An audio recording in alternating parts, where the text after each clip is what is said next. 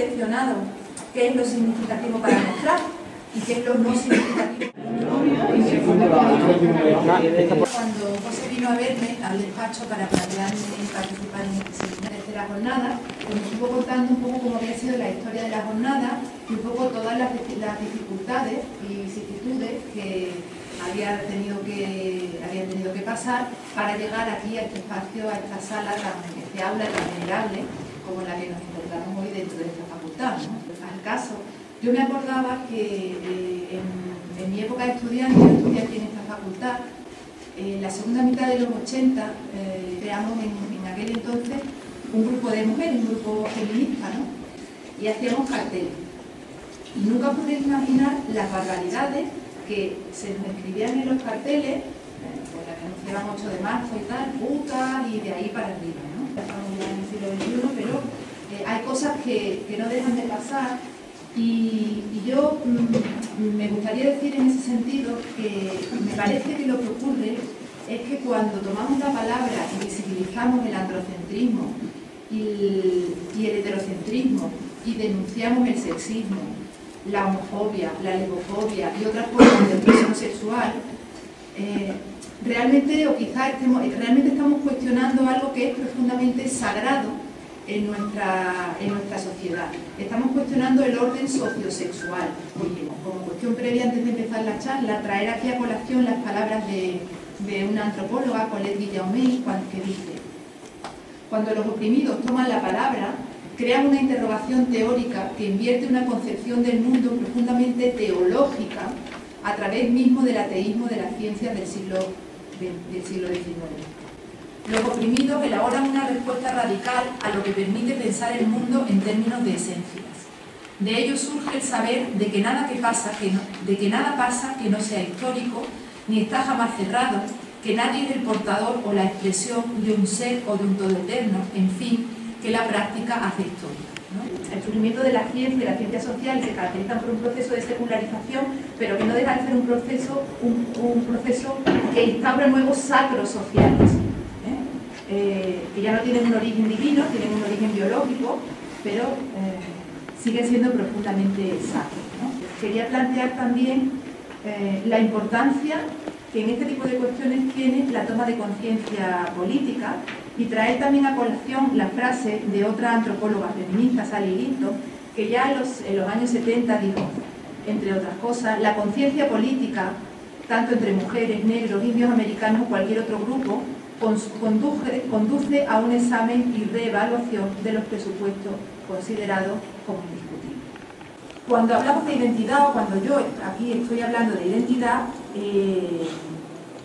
estoy hablando de identidad de sexo, género y sexual, en este caso, identidades de sexo, género y sexuales socialmente asignadas a los sujetos. Es decir, que cuando hablamos de identidades no estamos hablando en términos de esencia. La identidad no hace referencia a ningún tipo de esencia. Yo rechazo una perspectiva esencialista de las identidades, ¿no?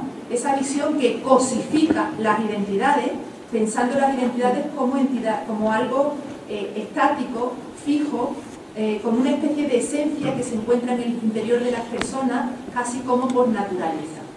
Por el contrario, a mí me parece que las identidades son procesos dinámicos, son procesos fluidos, son procesos que se sitúan en un contexto que es socioeconómico, que es político y que es histórico, que las identidades no presentan un desarrollo estrictamente lineal ni estable. Muchas personas que han desarrollado una práctica sexual heterosexual y a partir de un momento cambian y desarrollan una práctica sexual homosexual o viceversa. Lo que nos está poniendo de manifiesto es que la identidad es un proceso en continua negociación.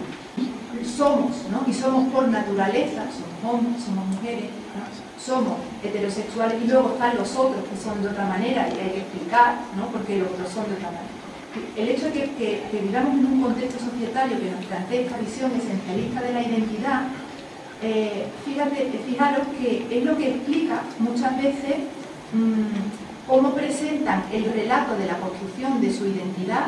Por ejemplo, muchas personas, muchos y muchas transexuales clínicos, ¿no? Es decir, esa necesidad muchas veces de... yo ya desde pequeñito ya me gustaba jugar con muñecas, o me gustaba jugar con coches, o yo ya desde pequeñito sentía que me gustaban, ¿no? Esa necesidad de justificar la identidad en los momentos más tempranos de la infancia es una necesidad que, digamos, hemos heredado de este contexto que nos plantea ese modelo de identidad esencialista que iría en paralelo al desarrollo pleno.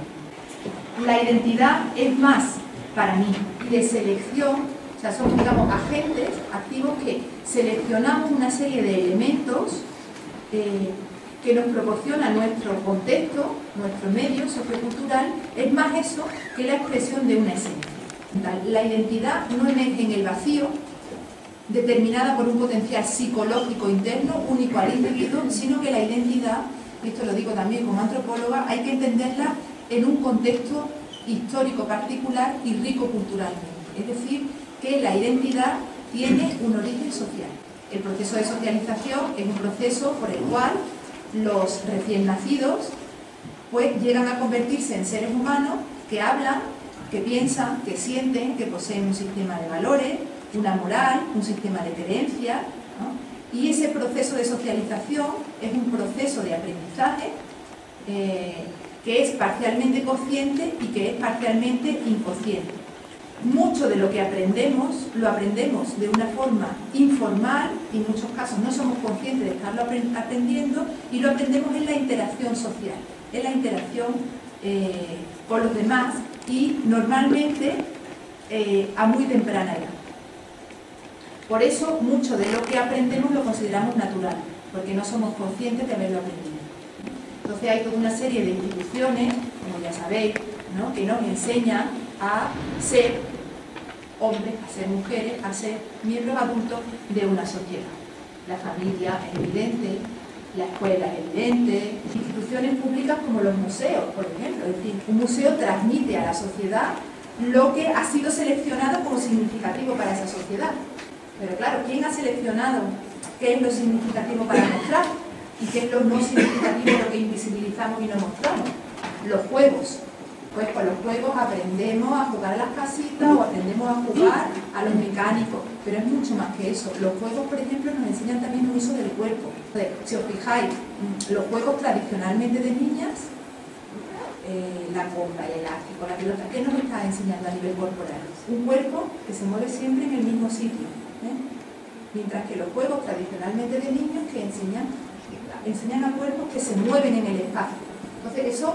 quiero decir que los juegos también enseñan al cuerpo a moverse de diferentes maneras, en este caso, según se sea hombre o mujer.